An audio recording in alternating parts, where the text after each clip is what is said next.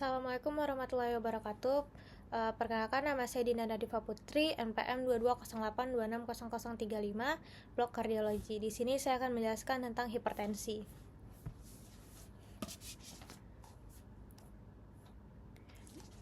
Nah, hipertensi sendiri itu definisinya adalah di mana tekanan darah berada di atas normal. Hipertensi itu juga dikatakan sebagai penyakit tekanan darah tinggi. Tekanan darah seseorang itu normalnya 120/80. Ketika tekanan darah itu mencapai 140/90, maka orang itu bisa dikatakan hipertensi. Terus ada faktor resiko. Faktor resiko yang menyebabkan hipertensi itu ada faktor yang bisa diubah dan faktor yang tidak bisa diubah. Kalau misalkan dia itu tidak bisa diubah, itu dari riwayat keluarga. Kalau misalkan dia ada riwayat dari keluarganya, dari orang tuanya, adik, kakak, kakek, nenek itu yang mengalami hipertensi, maka faktor resiko dia terkena hipertensi juga semakin besar. Terus usia. Ketika seseorang itu seiring bertambahnya usia, maka secara alami pembuluh darah itu akan menebal secara alami dan kaku. Perubahan ini dapat meningkatkan resikonya hipertensi, tapi tidak menutup kemungkinan untuk anak-anak juga terkena hipertensi. Terus yang kedua, pola makan. Terus yang ketiga ada jenis kelamin. Laki-laki lebih banyak mengalami hipertensi di bawah usia 55 tahun, sedangkan wanita itu lebih sering terkena hipertensi di atas usia 55 tahun atau setelah menopause. Nah, terus untuk yang bisa diubah, yang pertama ada pola makan untuk mengurangi konsumsi garam atau makanan-makanan yang dapat menyebabkan hipertensi. Terus aktivitas fisik itu contohnya bisa jalan, bisa untuk membakar menghindari terkena hipertensi. Terus ada obesitas, jadi mengurangi makan makanan yang mengandung garam yang tinggi. Terus ada alkohol, merokok, stres, dan kolesterol yang tinggi. Klasifikasinya.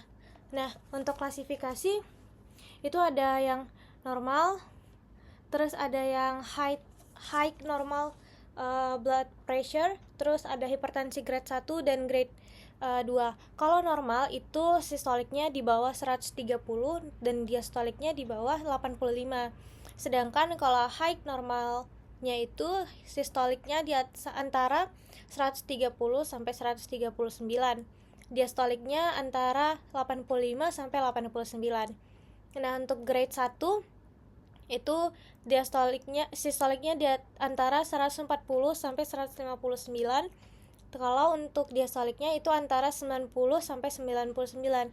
Sedangkan kalau grade 2 itu sistoliknya di atas 160 dan diastoliknya di atas 100.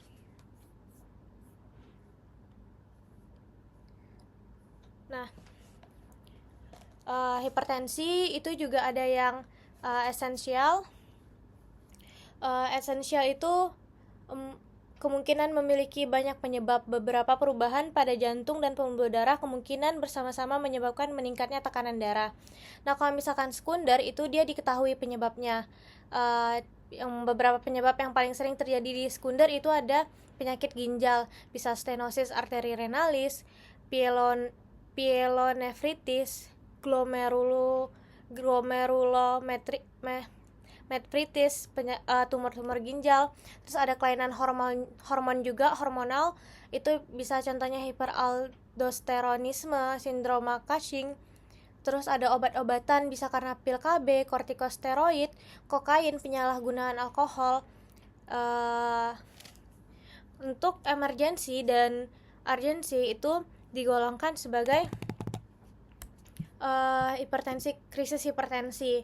Nah, bedanya itu adalah hipertensi emergensi itu sudah mengganggu organ, sedangkan kalau yang urgensi itu belum mengganggu organ.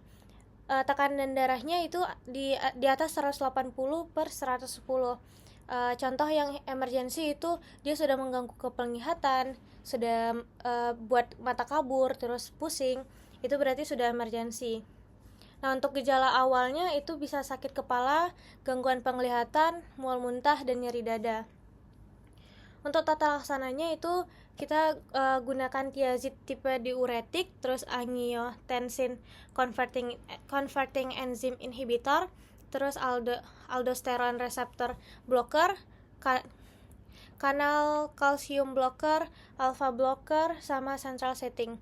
Nah, untuk hipertensi yang stage 1 itu dibagi dua, di bawah 60 tahun dan 60 tahun ke atas.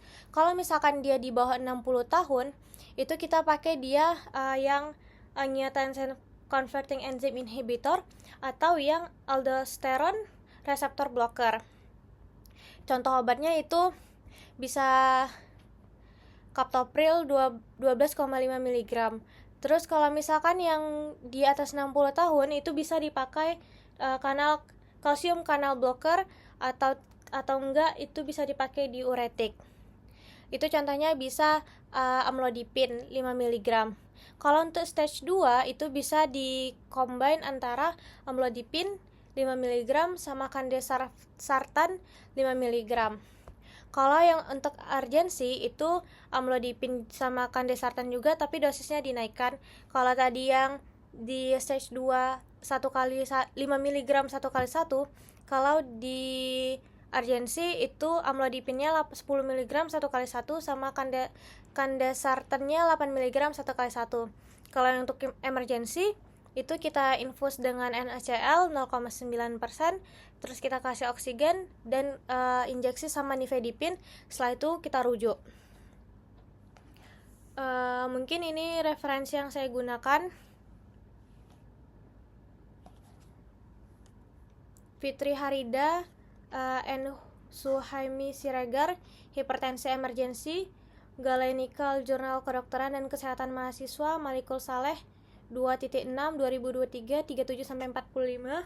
Terus Siwi Adiratna Sekar, Devi Irawan dan Amin Susanto, analisis faktor-faktor yang mempengaruhi kejadian hipertensi, Journal of Bionursing 2.3 2020 164-166. Dan Elvira Mariza dan Enovi Anggraini, faktor-faktor yang berhubungan dengan kejadian hipertensi, Jurnal Akademika Baiturrahim Jambi 8.1 2019 78-89. Sekian yang dapat saya sampaikan. Mohon maaf bila ada kata-kata yang salah. Wabillahi taufiq wal hidayah. Assalamualaikum warahmatullahi wabarakatuh.